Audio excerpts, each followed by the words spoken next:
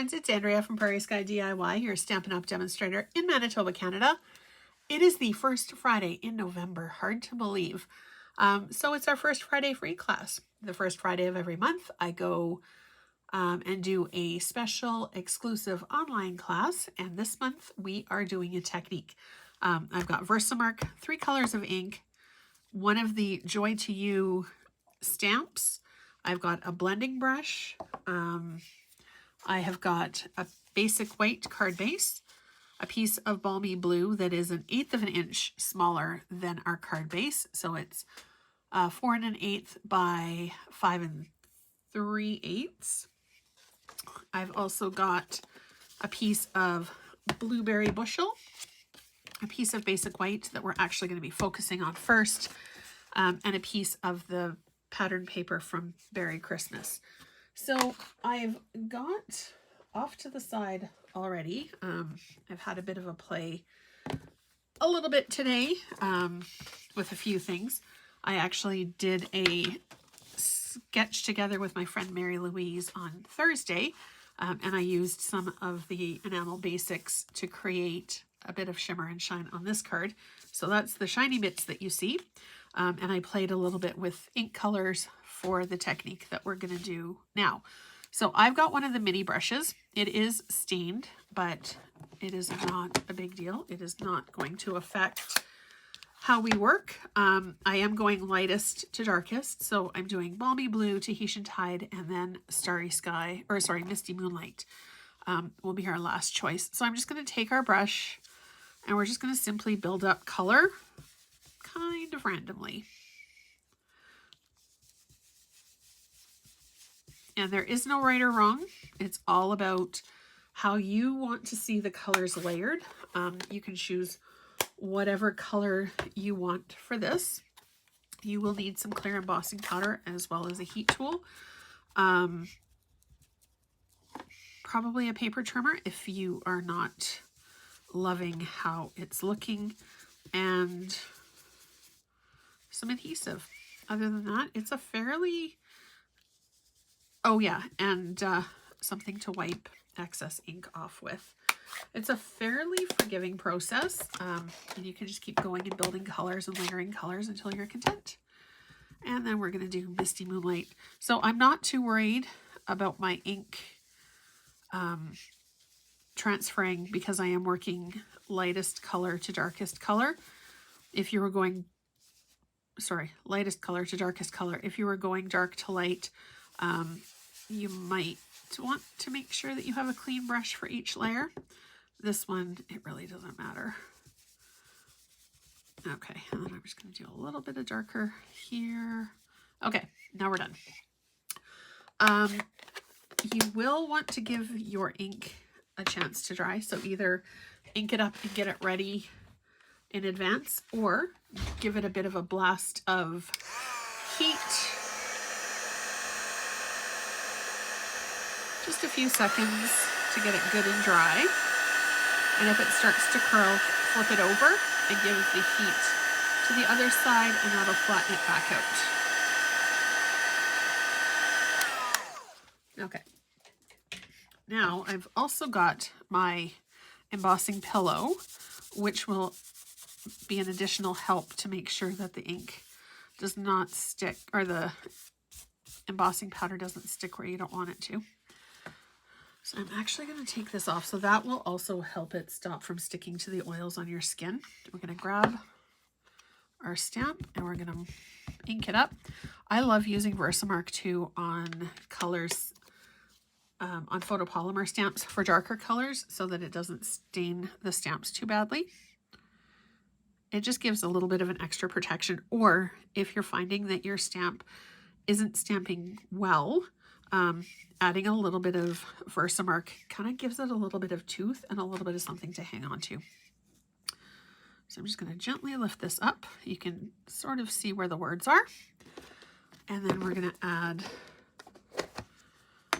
our embossing powder. I like to keep it in a container versus the container it comes in, because I just find that it's a little bit easier to keep contained, and it's less likely to go everywhere. Okay, so I'm just flicking off the extra. And if you do see or feel embossing powder in a spot that you don't want, all you need to do is give it a really good sharp flick with your fingernail, or grab a really soft small brush, and that will also help. I'm just going to give it one more flick over the garbage can. Make sure nothing's stuck where I don't want it to be. And then we're just going to melt the embossing powder with our heat tool. You'll be able to see it go from kind of grainy and dark to shiny. And it does take a few seconds for it to heat up, but when it does start to go, it's really cool. And I like to keep my heat tool moving, not crazy fast, but just fast enough that it'll not scorch the paper. That has happened to me in the past. So you can see that it's starting to melt. Things are starting to get shiny. You can see the words a little bit better.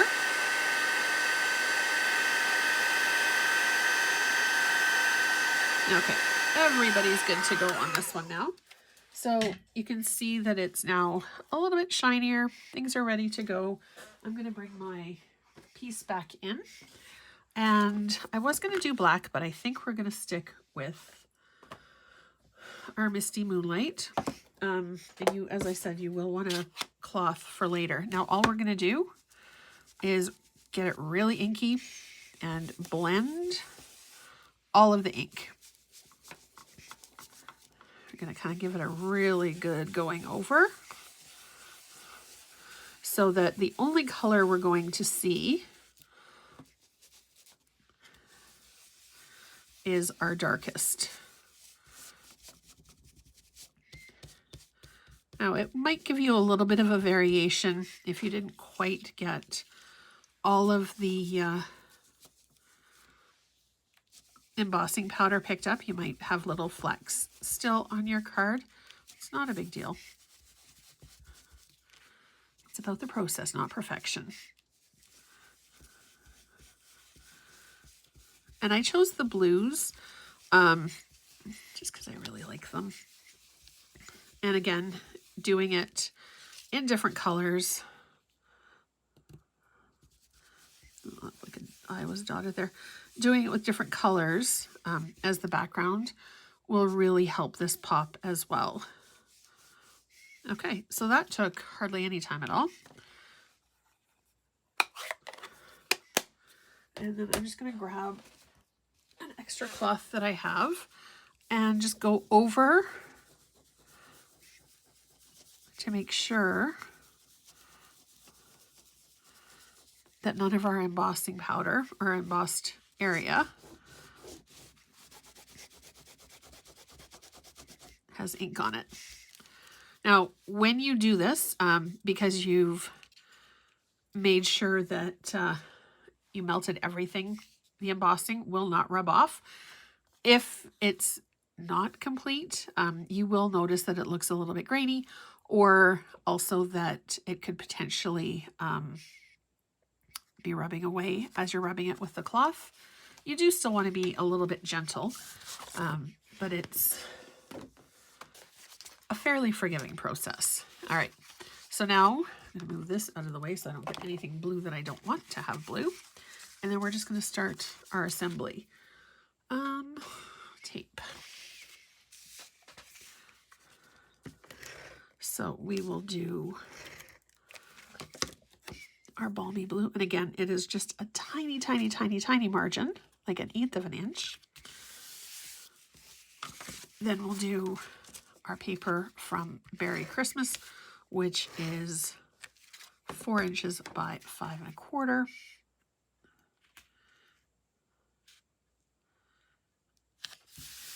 And then we're just going to put our layers together. Now, because I heat embossed it, the paper has a little bit of a waffle to it.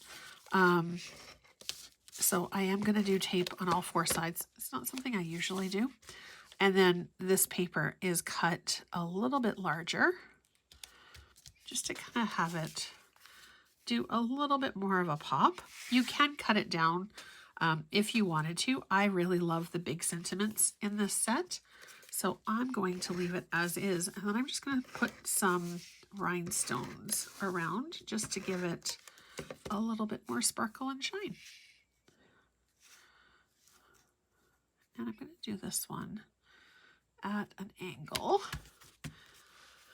Okay, now I just saw my rhinestones. Oh, they're there.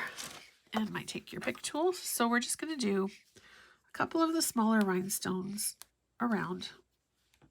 Oh. Okay, you might need a little bit of extra time for it to dry because the ink is still wet. And then we'll do one kind of, oops, stick it. I don't know why I'm using my fingers when I have my take your pick tool right here. There we go, move it over. So yeah, it may take a little bit longer time for it to dry. And then the adhesive for the gems will stick better when it's completely dry. And we'll do one up there. All right. I don't know. It feels like it's calling for more bling today. So there you have it. This technique works better with a bigger, bolder stamp. Something with a lot of detail can be a little bit hard to see. But if there's a stamp with like a more solid image, you'll really be able to see the color shine through. And I really do love how this technique worked with this and how it kind of gave a little bit of variegation to our sentiment behind. So again, it's a few things: heat tool, embossing powder, a few colors of ink, paper, and sparkle. So thanks so much for tuning into our first Friday free class for November. If you have any questions, please pop them down in the comments.